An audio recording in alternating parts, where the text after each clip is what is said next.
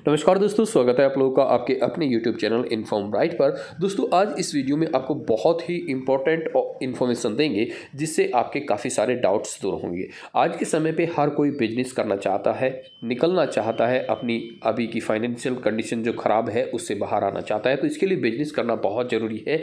और बिजनेस करने के लिए आपके पास कई सारे डॉक्यूमेंट्स होने की ज़रूरत है। तो कुछ लोगों को ये लगता है कि कंपनी जो बनती है वो बहुत ज़्यादा पैसे में बनती है, बहुत ज़्यादा पैसे लगाने पड़ते हैं। नहीं, आप इसे अपने घर से शुरू कर सकते हैं और बहुत कम इन्वेस्टमेंट में शुरू कर सकते हैं। सारी प्रक्रिया क्या होती है वो मैं आपको इस वीडियो में बताऊंगा। आज की इस वीडियो में हम सीखेंगे कि किस तरह से आप अपनी कंपनी को रजिस्ट्रेशन करा सकते हैं।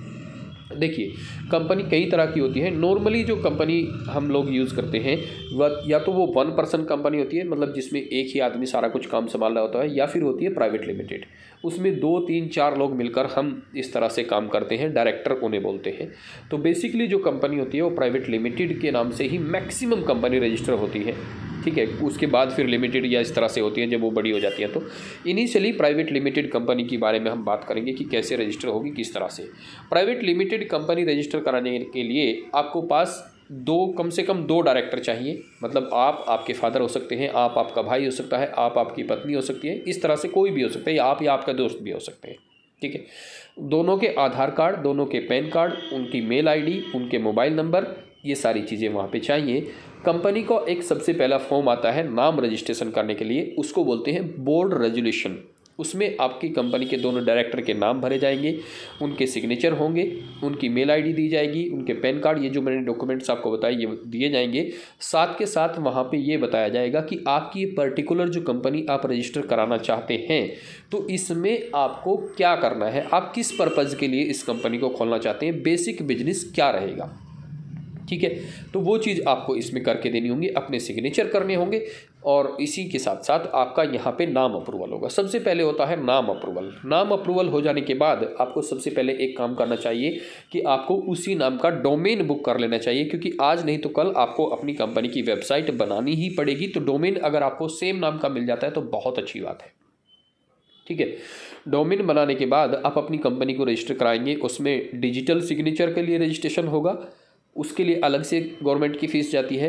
कुल मिला के कई सारी चीज़ें होती हैं, जीएसटी, डिजिटल सिग्नेचर, कंपनी का नेम, ट्रेडमार्क, आपका पैन कार्ड, आपका बैंक अकाउंट, एमएसएमई, ये सारी चीज़ें रजिस्ट्रेशन होती हैं। और इनको रजिस्ट्रेशन होने में लगभग सभी की अगर मैं टोटल टाइमिंग बताऊं तो 45 दिन से लेके 60 दिन आपके लग जाते हैं। मतलब 1.5 महीने से लेके 2 महीने आपके इसमें लग जाते हैं। अब बात करते हैं अमाउंट की। नॉर्मली ये सारा खर्चा 30 से लेके 35 हज़ार रुपये में हो जाता है। एक प्रोफेशनल अगर आपकी कोई कंपनी रजिस्टर कराएगा तो वो आपसे 4,000 से लेके 10,000 रुपये चार्ज कर सकता है अपनी सर्विस के लिए। गवर्नमेंट फीस, डिजिटल सिग्नेचर की फ़ीस, ये सब चीज़ें अलग रहती हैं, ठीक है। तो नॉर्मली अगर मैं बात करूं आपकी यहाँ पे मिनिमम से मैक्सिमम गवर्नमेंट की फ़ीस लेके 2,000 रुपये से 4,000 रुपये से 6,000 रुपये होती है कंपनी रजिस्ट्रेशन की। ट्रेडमार्क की फ़ीस 9,000 रुपये से लेके 15,000 रुपये हो सकती है। अगर आप एमएसएमई रजिस्ट्रेशन करा लेते हैं पहले से, जो कि 500 रुपये में हो जाता है, तो आपको ट्रेडमार्क में अपना 50% की छूट मिल जाती है। ट्रेडमार्क में 50% की छूट मिल जाती है। तो जब भी आप अपनी कंपनी का ट्रेडमार्क रजिस्टर कराना चाहें, वो एक तरह का लोगो होता है आपकी, जैसे नाइकी का होता है, एडिडास का होता है, सबके अलग अलग होते हैं।